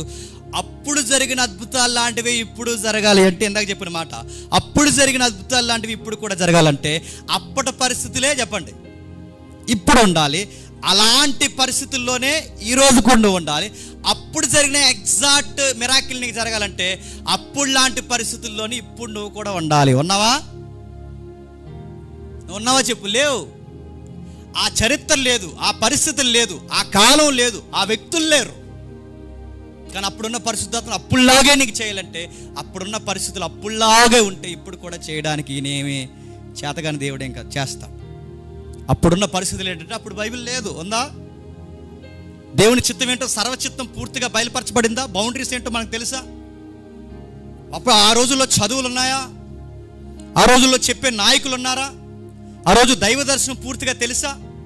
ఆ రోజుల్లో ఇంత విజయం ఉందా? లేదు. అందుకే ఆ రోజుల్లో ఆ పరిస్థితులు, ఆ మిరాకిల్స్ జరిగేవి. ఈ రోజుల్లో దేవుడు నీకు చదువులు, జ్ఞానము, రైటింగ్స్, బుక్స్ ఇన్ని ఇచ్చి నీకు ఇప్పుడు జాగ్రత్తగా చూడవయ్యా, నీతో నేను మాట్లాడుతాను ఈ పుస్తకంలో నుంచి అంటే, ఈ పుస్తకం అంటే ఈ బైబిల్ని పక్కనెట్టి నాకు అలాగే చేయప్రవ్వ, అలాగే చేయప్రవ్వ అంటూ నువ్వు ఎలాగన్నా ప్రార్థన చేయి, ఎర్ర సముద్రం మళ్ళీ పాయలు అవ్వదు. నువ్వు ఎలా అన్నా పాయలు చేయి, సూర్యచంద్రులు ఆగరు. నువ్వు ఎలాగన్నా ప్రార్థన చేయి, సూర్యచంద్రుడు ఆడోడు కూడా ఆగడు. గుర్తుపెట్టుకో మాట. దేవుడు ఏం చెప్తున్నాడో కాస్త గమనించు. వాక్యం ద్వారా దేవుడు ఏం మాట్లాడుతున్నాడు గమనించు. అందుకే చూడండి, John Kennedy Bible writer, Bible teacher, ఆయన ఏమంటాడంటే, జాన్ కెనడీ ఏమంటాడంటే, ఆ బైబిల్ టీచర్ ఎలా అంటాడు, మంచి మాట మీకు లాస్ట్ వీక్ జ్ఞాపకం చేశాను. ఆ బైబిల్ టీచర్ మంచి కామెంటర్. ఆయన ఏమంటాడంటే, బైబిల్లో ఉన్న వ్యక్తులు మనలాగే ఏదో పరిస్థితులు గుండా నడిపింపబడతారు. ఆ పరిస్థితులు మనం చదువుకుంటే ఈరోజు మన పరిస్థితుల్లో సేమ్ అలాంటి బాధలు మనకున్నప్పుడు ఆ రోజు దేవుడు వారిని ఆదరించిన దేవుడు చెప్పండి ఈరోజు మనల్ని కూడా చెప్పండి ఆదరిస్తాడు. నాలాగే అన్యాయానికి గురైన వాడు ఎవరో ఉంటాడు బైబిల్లో. ఆ అన్యాయం టైంలో దేవుడు ఆయన చేయి ఎలా పట్టుకున్నాడో అక్కడ పట్టుకున్న దేవుడు ఇక్కడ కూడా పట్టుకుంటాడని నువ్వు ఆ సందర్భంలోంచి దేవుడు నీకు వాదార్పిస్తాడు. అంతేగాని సేమ్ అలాగే మోసేలాగే జరగాలి ప్రభా, నేను కూడా కర్రెత్తుతానంటే నువ్వు కర్రెత్తు, సుత్తెత్తు, ఏదన్నా ఎత్తు, కర్ర ఎప్పుడు కర్రలాగా ఉంటుంది. గుర్తుపెట్టు. ఆ పరిస్థితులు వేరు. అప్పుడు ఐగుప్తి ప్రభుత్వం అది. ఈరోజు ఐగుప్తి ప్రభుత్వం ఉందా? వెళ్ళి టీడీపీ ప్రభుత్వం దగ్గరికి వెళ్తావా?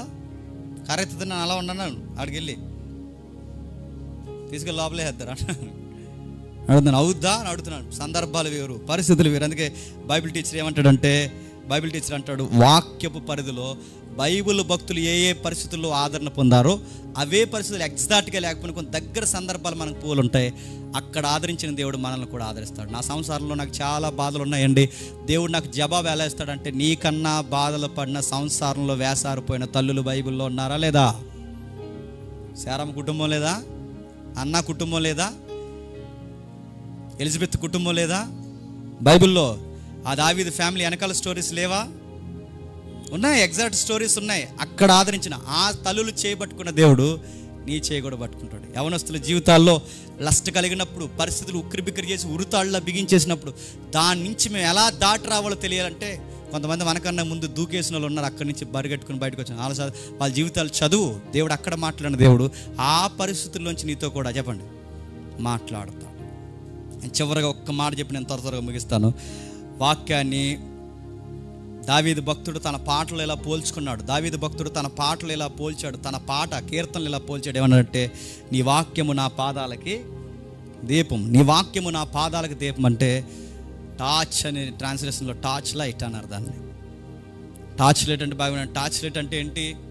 టార్చ్ అంటే నేను నెక్స్ట్ అడుగు ఎక్కడ వేయాలో తెలియాలంటే అక్కడే కూడదు. చెప్పండి, టార్చ్ అక్కడే కూడదు. ఎక్కడ వేయాలి చెప్పండి? నేను నెక్స్ట్ అడుగు ఎక్కడ వేయాలి తెలియాలి. టార్చ్ అక్కడ వేయడం కాదు, ఎక్కడ వేయాలి చెప్పండి? నేను నెక్స్ట్ అడుగు ఎక్కడ వేస్తున్నానో అక్కడికి మాత్రమే నేను టార్చ్ చేసుకోవాలి. అప్పుడు నేను అడుగు ఎక్కడ వేయాలో నాకు అర్థం అవుద్ది. నీ వాక్యము నాకు టార్చ్ లేదంటే దాని అర్థం ఏంటో తెలుసా? రేపేం జరిగిపోద్దో దూరానున్న పరిస్థితిని ఇప్పుడే తెలుసుకోవడం కాదు, ఈరోజు నేను అడుగు ఎలాగ వేయాలో నాకు ఈ రోజే నాకు చెప్పే పద్ధతే వాక్యాన్ని ముందెట్టుకుని నడవడం. అది టార్చ్ అంటే. అంటే ఎలా మీకు అర్థమైనట్టుందో అర్థం లేదని నాకు అర్థమైంది. అంటే వాక్యాన్ని ముందు పెట్టుకున్నాడు అంటే నేను ఎలా మాట్లాడాలి, ఏ వ్యాపారాలు చేయాలి, ఉద్యోగాల్లో ఎలా ఉండాలి, నేను ఎలాంటి సంబంధాలు కలిగి ఉండాలి, ఇవన్నీ ఈరోజు నేను ఎలా జీవించాలో నేను వాక్యాన్ని చదువుకుని నేను బయటికి వెళ్తే నా జీవితం సరిగ్గా ఉంటుందా ఉండదా? అంతేగాని ఇది వదిలేశారు. ఏది? ఈరోజు నేను ఎలా బతకాలో వాక్యాన్ని ముందెట్టుకోవడం మానేశాను. రేపు 2026లో ఏం జరుగుతుంది ఇప్పుడు నాకు చెప్పేయాలి లైట్ వేసి. 2026 డిసెంబర్లో నీకు ఏం జరుగుద్ది అంటే ఏం జరుగుద్ది? వజ్రాలు జరుగుతాయి. నాకు ఏం జరుగుద్ది అలా చెప్తుంది బైబిల్. భక్తుడు అన్నాడు దావీదు, నీ వాక్యము నా పాదాలకు దీపం అంటే నా అడుగులు ఎలా అయ్యాలో నీ వాక్యం చెప్తుంది, నేను ఎక్కడికి నడవాలో నీ వాక్యం చెప్తుంది, నేను ఎక్కడ ఆగాలో నీ వాక్యం చెప్తుంది, నేను ఎలా జీవించాలో నీ వాక్యం చెప్తుంది, నేను ఎలాంటి బట్టలు వేసుకోవాలో కూడా నీ వాక్యం చెప్తుంది. నా మాట, తీరు, ప్రవర్తన ఒక్కటేంటి అన్నీ నీ వాక్యం చెప్తుంది. అంటే ఈ డే నేను ఎలా బతకాలో నా లివింగ్ లైఫ్ మొత్తం నీ వాక్యం నన్ను గైడ్ చేస్తుంది. ఇది వాక్యం పాదాలకు దీపం అంటే. అంతేగాని వాక్యం పాదాలకు దీపం అంటే ఇలా రెఫరెన్స్ తీసి ఏలు పెట్టి ఇది ఏది కనబడితే అది కాదు ప్రాక్టీస్ అంటే. చాలామంది ఉన్నారండి, చెప్పిన వినరండి. నాకు తెలుసు వాళ్ళు అప్పుడప్పుడు నన్ను క్వశ్చన్స్ అడుగుతారు. నాకు ఎలా అనిపిస్తుంది తమ్ముడు గారు, నాకు ఎలా అనిపిస్తుంది తమ్ముడు గారు, నాకు ఎలాగ అనిపిస్తుంది ఈ వాక్యం చెప్తే. ఈ తమ్ముడు గారు ఎంత చెప్పినా వినరు, మరి నన్ను ఎందుకు అడుగుతారు నాకు అర్థమవుతుంది. నాకు ఆ రెఫరెన్స్ ఎక్కువ అలా ఎన్నిసార్లు తీసిన వచ్చేస్తుంది అంటే బాగా నలిగిపోయి ఉంటుంది కాగితం అక్కడ, అందుకే అన్నిసార్లు వచ్చేస్తుంది.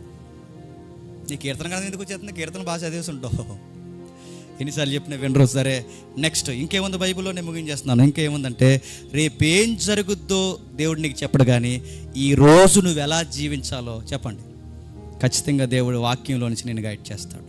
ఎలా? బైబిల్లో కొన్ని పుస్తకాలు ఉన్నాయి, విజ్డమ్ బుక్స్ అంటారు వాటిని. అంటారంట దేవుడు అంటాడు ఏమని? ఇదిగో జ్ఞాన పుస్తకాలు అంటాడు.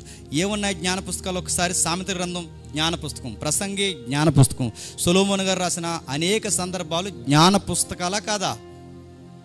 ఇలాంటి పుస్తకాల్లో దేవుడు మనల్ని గైడ్ చేశాడంటే గైడ్ చేశాడు. ఏమని గైడ్ చేస్తాడో ఒకసారి వినండి, నేను త్వరగా ముగిస్తాను. సామెత గ్రంథం మొదటి అధ్యాయం మొదటి వచనం. దావీదు కుమారుడును జ్ఞానం. అక్కడ కొన్ని పదాలు ఉన్నాయి, నేను చదువుతున్నాను. 10వ వచనం లోపు కొన్ని పదాలు చదువుతాను, మీరు గుర్తుపట్టండి. ఈ జ్ఞాన పుస్తకాలంటే విజడమ్ బుక్స్లో దేవుడు మనకు నేర్పిస్తున్న జ్ఞానం ఉంది, ఉపదేశం ఉంది, వివేకం ఉంది, నెక్స్ట్ నీతి ఉంది, యథార్థత ఉంది, బుద్ధి కుశలత ఉంది 4వ వచనంలో, వివేచన ఉంది 5వ వచనంలో, పాండిత్యం ఉంది 5వ వచనంలో 2వ మాట, నీతి సూత్రాలు ఉన్నాయి 10వ వచనంలో. నా కుమారుడా, పాపులు నిన్ను ప్రేరేపింపగా వీటిని నువ్వు పట్టుకుని నడిస్తే ఆ పాపులకు నువ్వు దొరకవుగాక దొరకు. ఇప్పుడు చెప్పండి, నేను ఎవ్రీడే ఎలా బతకాలో నాకు ఏది నేర్పిస్తుంది? విజ్డమ్ బుక్స్ పెట్టాడు దేవుడు, అవి చదువుకుంటే నా లైట్ ఏంటో నాకు అర్థం అవుద్ది. పాండిత్యము, జ్ఞానము, వివేచన, బుద్ధి కుశలత, నీతి సూత్రాలు, పాండిత్యం, ఇవన్నీ దేవుడు మనకు పెట్టి రాయించాడు. ఇవి నేను చదువుకుంటే అంటే సామెత గ్రంథం ఏం చెప్తుంది? సామెత గ్రంథం బయట లోకం ఎలా ఉందో సామెత గ్రంథం చెప్తుంది. బయట లోకం ఎలా ఉందో సామెతల గ్రంథం చెప్పడమే కాదు, ఆ లోకంలో మనం ఎలా ఉండాలో కూడా సామెతల గ్రంథం చెబుతుంది. అంటే లోకం ఇలా ఉంది, నువ్వు అలా ఉండకు. స్త్రీలు ఇలా ఉన్నారు, నువ్వు అలా ఉండకు. పురుషులు ఇలా ఉన్నారు, నువ్వు అలా ఉండకు. పరిస్థితులు ఇలా ఉంటాయి, ఆ పరిస్థితులు ఇలా ఉండని నన్ను ఎవ్రీడే గైడ్ చేస్తుందా లేదా? ఇప్పుడు చెప్పండి, వీటన్నిటిని అంటే పాండిత్యము, జ్ఞానము, వివేకము, నీతి, యథార్థత, బుద్ధి, కుశలత, వివేచన, పాండిత్యము, నీతి సూత్రాలు, ఇవన్నీ దేవుని చిత్తమా కాదు? వీటిని పాటించడం దేవుని చిత్తమా కాదు? చెప్పండి. దేవుని చిత్తం అనగానే మనకి మైండ్లో బ్లైండ్గా పడిపోయిందంటే చెప్పనా, రేపేం జరుగుతుందో ఈరోజు తెలుసుకోవడమే దేవుని చిత్తం అనుకుంటున్నారు. కాదు. రేపేం జరుగుతుందో ఈరోజు తెలుసుకోవడమే దేవుని చిత్తం కాదు. ఈరోజు దేవుని కోసం ఎలా బతకాలో నేర్చుకొని బ్రతకడమే చెప్పండి దేవుని చిత్తం. అంటే వీటన్నిటినీ బాగా వినాలి. నా జీవితంలో ఏదో ఒక రోజు దేవుని చిత్తం ఏంటని ఆ రోజు కనిపెట్టడం దేవుని చిత్తం కాదు. 365 రోజులు వాక్యానికి కట్టుబడి బతకడమే చెప్పండి అది దేవుని చిత్తం. ఈ లాజిక్ మీకు అర్థమైతే 25 సంవత్సరాలు 35 సంవత్సరాలు నా ఇష్టం వచ్చినట్టు తిరిగి, 25 ఏళ్ళు 30 ఏళ్ళు నా ఇష్టం వచ్చినట్టు తిరిగి, సరిగ్గా నా పెళ్ళి ఉద్యోగం వచ్చే సమయానికి అప్పుడు వచ్చి నేను అంటాను ఏమనంటే, దేవా నా పెళ్లి విషయంలో, నా ఉద్యోగం విషయంలో నీ చిత్తం ఏమై ఉంది ప్రభు అంటే, మరి 20 సంవత్సరాలు ఏం చేసావరా?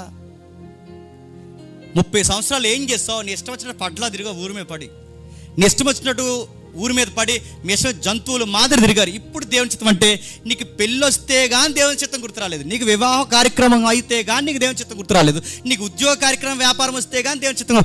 మరి ఈ 25 ఏళ్ళు దేవుని చిత్తం ఏది? ఎప్పుడు అడగాలి చెప్పినా దేవుని చిత్తం? 365 రోజులు వాక్యానికి కట్టుబడి బతికి నీ జీవితంలో వివాహం ఉద్యోగం వచ్చే సమయానికి ఇది కూడా నువ్వే నడిపించు ప్రవ్వా అని అప్పుడు అడుగు. సమస్తము సమకూర్చి జరిగిస్తాడు. నువ్వు 364 రోజులు నీ ఇష్టం వచ్చినట్టు తిరిగి 65వ రోజు వచ్చి, దేవా నీ చిత్తం ఏంటి ప్రభు అంటే, అసలు నువ్వు ఎవడో కూడా నాది వెళ్ళరా అంటాడు దేవుడు. గుర్తుపెట్టు, నువ్వు ఎవడరా 31st వచ్చావు, నువ్వు ఎవడవే అని అడుగుతావు. వాగ్దానం కూడా తీసుకున్నాను ప్రభా అంటే, నువ్వు వాగ్దానం కూడా తీసుకున్నావు, నువ్వు ఎవడో నాకు తెలియదురా అంటాడు. నిన్న మొన్న ఒక వీడియో చూశాను. ఆ పెద్ద ఆయన కొడుకు ఒక వాగ్దానం కూడా తీసుకోమంటే 2 తీసుకున్నాడట. ఇలా చూసాను, 2 ఎవడకరా అని అడిగాడు. ఎవరికో మాకు తెలుసు అడుగుతున్నాను. నువ్వు వాగ్దానం కార్డులు ఇవ్వడమే తిరగలేని పని అడుగుతున్నాను.